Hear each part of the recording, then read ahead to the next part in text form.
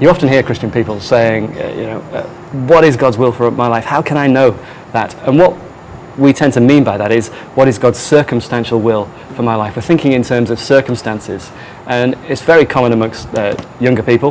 These are the kind of questions I was asking when I was younger. What career? Which university do I go to? Who do I marry? So we're thinking about the circumstances, and the wonderful thing is that actually we don't have to worry too much about our circumstances. We have the moral will of God. It's here for us. What is God's will for my life? Exodus 20, 3 to 17, Matthew chapter 5, through to 7, and lots of other commands in the Bible as well. So just thinking about the Ten Commandments. So let's have a look. Exodus chapter 20. Here's God's will for our lives. Have no other gods before me. Don't make idols. Don't misuse the name of the Lord your God. Remember the Sabbath day. That's have a day special. Have a day of rest. Honor your father and your mother. Don't murder. Don't commit adultery. Don't steal. Don't give false testimony. Don't tell lies about other people.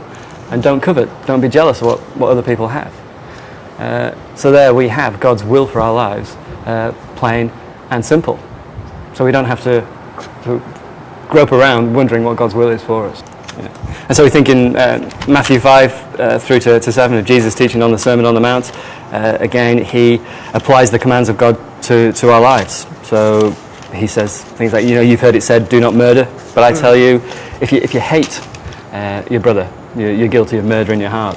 You've heard it said, don't commit adultery, but I tell you, anyone who lusts after a woman has committed adultery with her in his heart. So there's God's will for us, and it's just there, plain and simple. And that's a brilliant thing. The God of the Bible isn't hiding from us. He's not hiding his will from us. He's told us very, very clearly and very, very plainly. And I just find that very, very liberating.